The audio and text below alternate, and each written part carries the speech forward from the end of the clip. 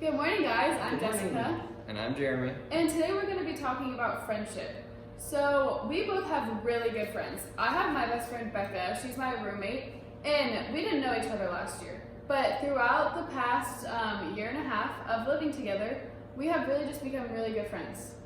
And my best friend is Andrew, and I met him freshman year of college, and we've been best friends since then. And so it's been really good to be able to have a friend that we can tell like our secrets to and just have around when we are sad or when we're happy, and they can celebrate with us. Who's your best friend? Do you have a friend that you can talk to whenever you're sad? Do you have a friend that you can tell secrets to and you can laugh with and cry with? Because we both do, which is really good. Yeah, and if you want to, you can have your parents type up a comment with your best friend and what makes you very happy about them and send it to us so that we can see it too. Yeah. So today we're going to tell you a story about Job. So, Job was a guy in the Bible who was very godly. He followed God, he made sure that he was doing all the things that he said, and Job was just really good. But Satan said there wasn't a single person on earth that would follow God if everything was stripped from them. And God said, well, my servant Job would. So God allowed Satan to take a lot of things away from Job. But Job still had some friends when he was sad. So in Job 2, verse 11, it talks about Job's three friends. So when Job's three friends, Eliphaz the Temanite, Bildad the Shiite, and Zophar the Naamathite, heard about these troubles that had come upon Job, they set out from their homes and met together by agreement to go and sympathize with him and comfort him. When they saw him from a distance, they could hardly recognize him. They began to weep aloud, and they tore their robes and sprinkled dust on their heads, and they sat on the ground with him for 7 days and 7 nights. No one said a word to him because of how great his suffering was. So, does this sound like really good friends, Jessica? I think so.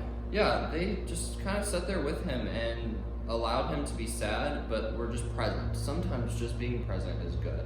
Yeah. It says they were with him for 7 days and 7 nights. And that's pretty crazy that they were with him for a week long. Mm-hmm. But there's a second part to Job's story. And later in the Bible, in this book called Job, we see his friends slowly start to leave him. They say, you can't be suffering this much because God is just and would never let someone who didn't do something bad suffer this much. So sometimes friends who seem really good could also be really bad friends. Yeah, so we're going to tell you what the Bible says about bad friends.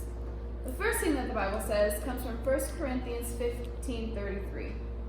It says, do not be misled. Bad company corrupts good character.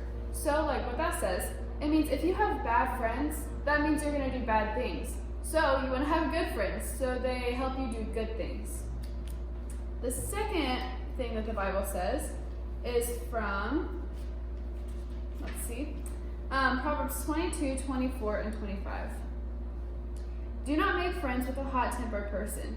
Do not associate with one easily angered, or you may learn their ways and get yourself in trouble. So, like this says, don't make friends with an angry person or you will become angry. And God doesn't like us to be angry, so you should just be happy and have friends that make you happy and not angry. And the last one is Proverbs 12:26. It says, the righteous choose their friends carefully, but the way of the wicked leads them astray. So, if you choose a bad friend, if you have a good friend, there might be other friends that might lead you in a bad way. So you always have to figure out who the good friends are so they can lead you in a right path.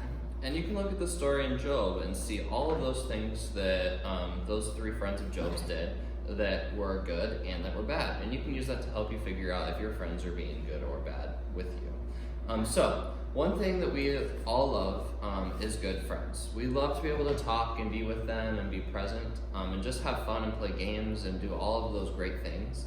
And one way to know that you have a good friend is it says in Proverbs 27:17, as iron sharpens iron, one man should sharpen another. And with that, that means if you have a good friend, they'll sharpen you and make you better just like iron will sharpen iron. Yeah, so an activity for you guys to do. Since you guys are probably missing your friends a lot and wondering how they are, today you can write them a letter, a little bit of snail mail, if you will, You can have your parents text their parents and see what their address is. You can also Zoom them, maybe, or give them a call or something, so you can just tell them how good of a friend they actually are. Or a lot of you might have school emails, and you could send them an email too. That'd be a good way to talk to them.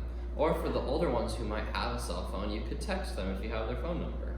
Yeah, just send them a message and let them know that you're grateful for them and that you love them. Mm-hmm. So, make sure you watch out for bad friends and watch out for good friends, because they can make a world of difference. See you guys later. Bye.